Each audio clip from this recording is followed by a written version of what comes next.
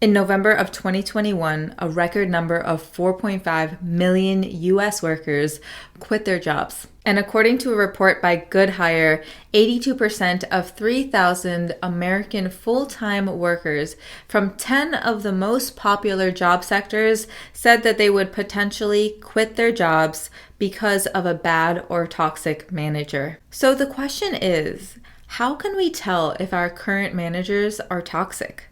How can we tell if they are slowly driving us out of our jobs? My name is Hetal and welcome to my channel. I am a recent corporate escapee from the healthcare giant Johnson & Johnson, and on this channel I make videos all about life after corporate America, recovering from burnout, and tips on living a more fulfilled life. In this video, I'm going to share with you the 8 major signs of toxic leadership that I've experienced personally that could also help you confirm if you have a toxic boss as well. Let's get into it. Sign number 1, your boss lacks empathy. As an employee, heck, as a human being, we want to surround ourselves with people who are capable of emotionally understanding our thoughts and feelings. Especially when we have a bad day or if things aren't going so well. We want to feel as if our thoughts are heard. And when we have a toxic manager or a leader who lacks this skill, it almost feels as if we're talking to a wall. As you can imagine, this can be extremely frustrating. And we may even feel embarrassed for bringing up these feelings in the first place. Sign number 2.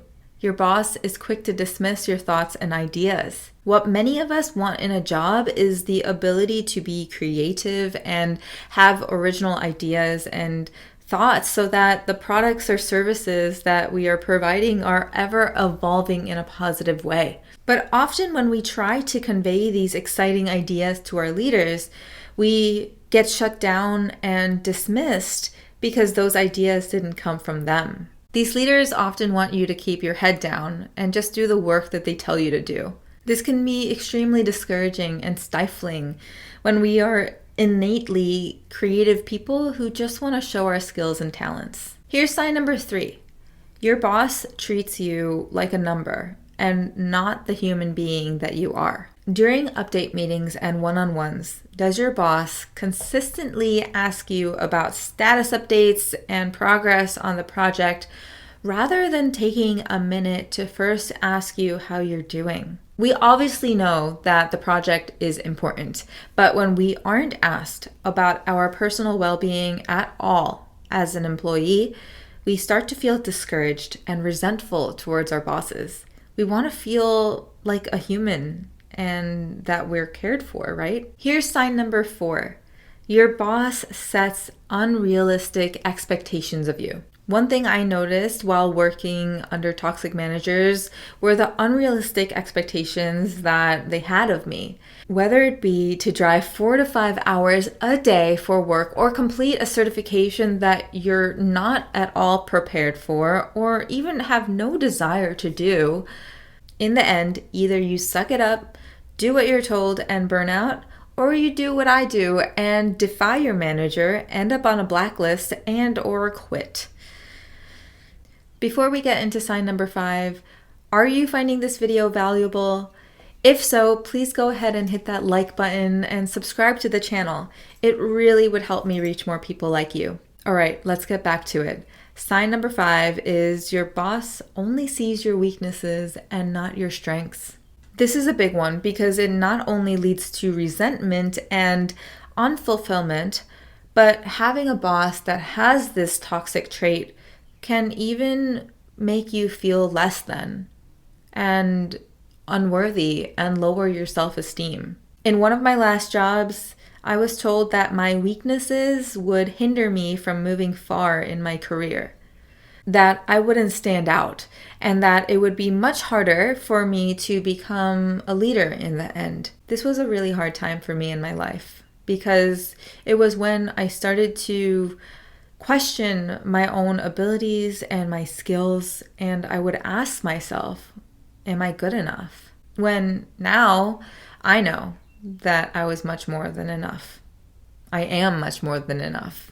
Sign number 6, Your boss never asks for feedback and is quick to criticize. This toxic trait can almost be translated into narcissism.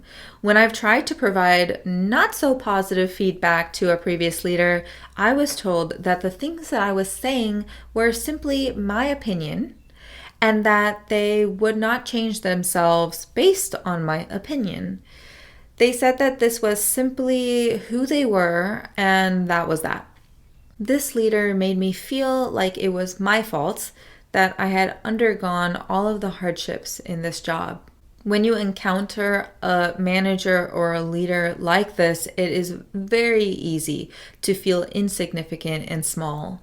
And it feels extremely difficult to make changes in leadership or the organization as a whole when your direct manager won't even listen to you.